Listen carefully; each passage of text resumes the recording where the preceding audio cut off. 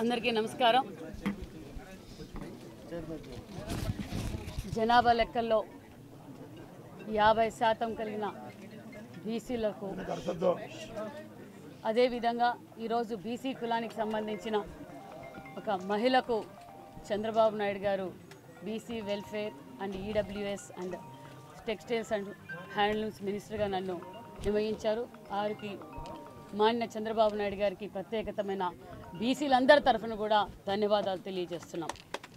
ఎందుకంటే రాష్ట్రంలో 50% బీసీలు, అదేవిధంగా బ్యాక్వర్డ్ క్యాస్ట్ 25%, మొత్తంగా చూస్తే 75% జనాభా కలిగిన అందరికీ సేవ చేసే పదవి నాకు ఇచ్చారంటే నిజంగా అది తెలుగుదేశం పార్టీకి చెందుతుందని కూడా తెలియజేస్తున్నాం. ఎందుకంటే బీసీల పునాదుల నుంచి పుట్టిన పార్టీ తెలుగుదేశం పార్టీ.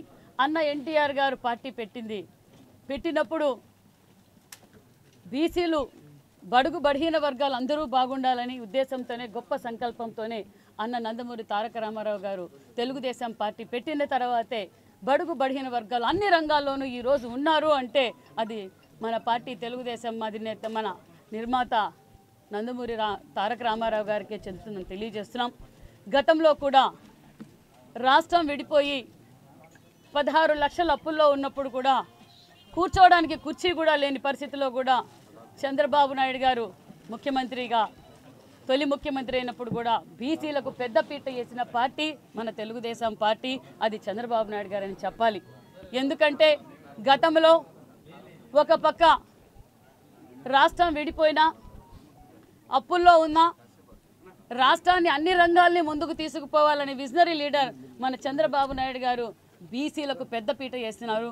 అదేవిధంగా 14 నుంచి 19లో చేసిన అభివృద్ధి కనిపిస్తుందే తప్ప 19 నుంచి 24లో చేసిన అభివృద్ధి శూన్యం. బీసీల ద్రోహి ఎవరంటే జగన్మోహన్ రెడ్డి గారని చెప్పాలి. 2019లో ఒక్క అవకాశం అని చెప్పి బడుగు బలహీన వర్గాల జీవితాలతో ఆడుకున్న పార్టీ ఏదంటే వైసీపీ పార్టీ అని చెప్పాలి. గతంలో ఇప్పుడు 2014లో రాష్ట్రం విడిపోయినప్పుడు బీసీ రెసిడెన్షియల్ స్కూల్స్ 32 మాత్రమే ఉండేటివి. చంద్రబాబు నాయుడు గారు నవ్యాంధ్ర తొలి ఆంధ్రప్రదేశ్కి ముఖ్యమంత్రి అయినాక 72 కాలేజీలు ఎక్కువగా అంటే మరీ తెచ్చారు. అంటే 106 కాలేజీలకు పెంచిన ఘనత తెలుగుదేశం పార్టీది. అదేవిధంగా బీసీ కార్పొరేషన్లు కావచ్చు, బీసీ కమిషన్ కావచ్చు, బీసీలకు అన్ని రంగాల్లోనూ అన్ని విధాలుగా చేదోడు వాదోడుగా ఉండి బీసీలను అభివృద్ధి బాటలో తీసుకుపోయిన నాయకులు చంద్రబాబు నాయుడు గారు, తెలుగుదేశం పార్టీ. మరి ఈ జగన్మోహన్ రెడ్డి గారు మేము 74 రెసిడెన్షియల్ స్కూల్స్ తెచ్చాం, అదేవిధంగా జూనియర్ కళాశాలలు తెచ్చాం. మరి 5 సంవత్సరాల్లో జగన్మోహన్ రెడ్డి గారు ఎన్ని కాలేజీలు తెచ్చారంటే 2 కాలేజీలు తెచ్చారు.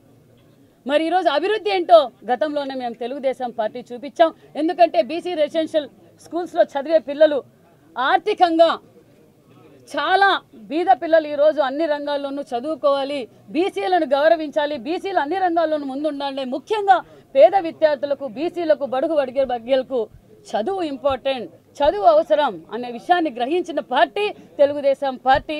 అందుకే చంద్రబాబు నాయుడు గారు ఆనాటి నుంచి ఈనాటి వరకు కూడా బీసీలకు పెద్దపీట వేయడం కూడా మన అందరికీ తెలిసిన విషయమే.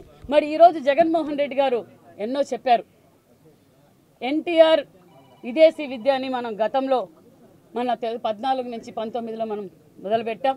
సుమారుగా 2173 మందికి మనం విదేశీ విద్య అవకాశం కల్పించాం.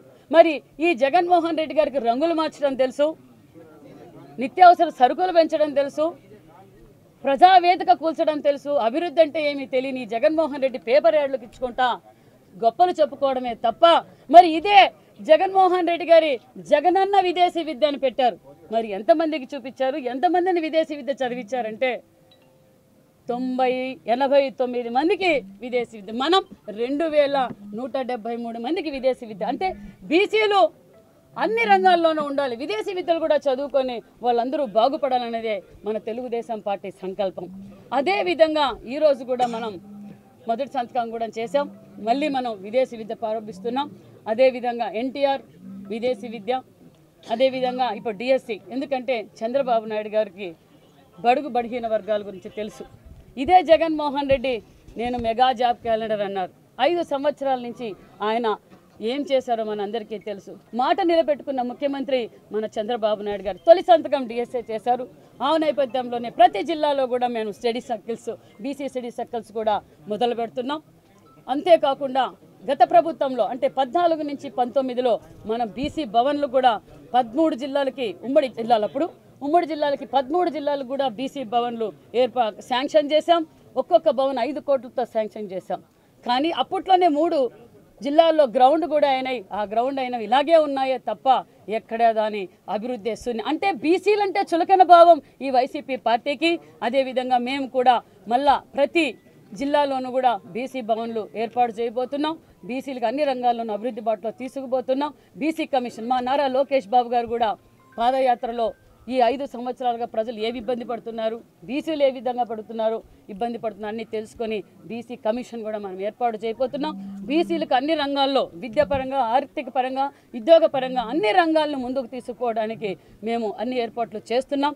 అంతేకాదు మన అందరూ రాజకీయమే శాశ్వతం అనుకుంటారు. అదేవిధంగా ఈరోజు మన జనసేన అధినేత పవన్ కళ్యాణ్ గారు కూడా ఎందుకంటే ఈ రాష్ట్రం బాగుండాలి, ఈ రాక్షసుల చేతులకు మళ్ళీ పాలన పోకూడదని చెప్పి మనతో పాటు ఆయన కూడా యుద్ధమాలు చేసి ఒక పక్క పోరాటం చేశారు. ఆయన కూడా బీసీలకు గౌరవిస్తున్నాం, మనమంతా బీసీలకు పెద్దపీట వేయాలని కూడా పవన్ కళ్యాణ్ గారు కూడా చెప్పారు. ఎందుకంటే నిజంగా మాకు చాలా సంతోషంగా ఉంది. మన ప్రమాణ స్వీకారం ఒక పక్క నరేంద్ర మోడీ గారు, ఒక పక్క పవన్ కళ్యాణ్ గారు, ఒక పక్క చంద్రబాబు నాయుడు గారితో ఒక బీసీ మహిళగా నేను ప్రమాణ స్వీకారం చేస్తుంటే నిజంగా నాకు చాలా గర్వంగా ఉందని కూడా తెలియజేస్తున్నాం. గతంలో కూడా అన్న నందమూరి తారక రామారావు గారు బీసీలకు పెద్దపీట వేశారు. నేను తెలియజేసేది ఒక్కటే, మాకు అందరికీ చాలా బాధ్యత ఉంది. ఈ 5 సంవత్సరాలు బీసీ సాధికారత కన్వీనర్లు కావచ్చు, అనుసంధాన సంస్థ కమిటీలు కావచ్చు, అందరం బాగా పనిచేసాం. అందరం కలిసి బీసీలను మేమందరం కలిసి ఖచ్చితంగా అభివృద్ధి బాటలో తీసుకెళ్తాం. అదేవిధంగా హ్యాండ్లూమ్స్ అండ్ టెక్స్టైల్స్ నిజంగా ఈ 5 సంవత్సరాల నుంచి చాలా బాధపడుతున్నారు. చాలామంది ఆత్మహత్యలు కూడా చేసుకున్నారు.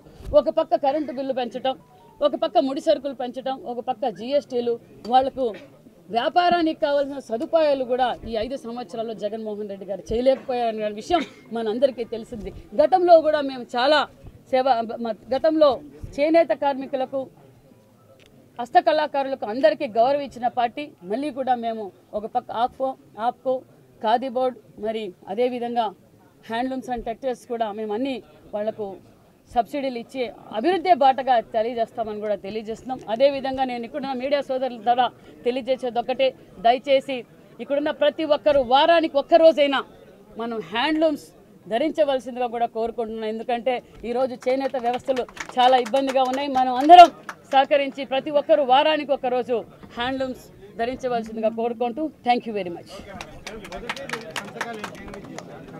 సార్ డిఎస్ఏ మన study circles, BC study circles ప్రతి జిల్లాలోనూ ఏర్పాటు చేస్తున్నాం.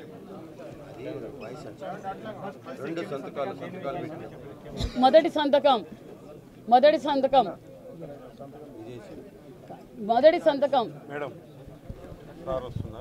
మీరు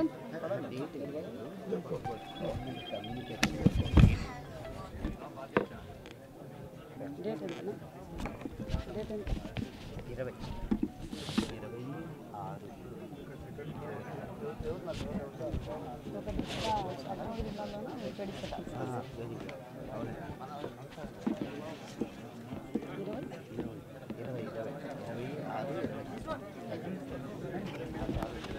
మొదటి సంతకం 13 జిల్లాల్లోనూ డిఎస్సి కోచింగ్ సెంటర్స్ ఏర్పాటు చేస్తున్నాం. అదేవిధంగా గతంలోనే తెలుగుదేశం ప్రభుత్వంలోనే ఎన్టీఆర్ గారు విదేశీ విద్యను పేరు మార్చడం మనందరం తెలిసిన విషయమే. ఇప్పుడు మళ్ళీ ఎన్టీఆర్ గారి విదేశీ విద్యను ప్రారంభిస్తున్నాం. బీసీలందరికీ అన్ని రంగాల్లోనూ ఉండాలనే ఉద్దేశంతో మళ్ళీ పునరుద్ధరణ చేస్తున్నాం.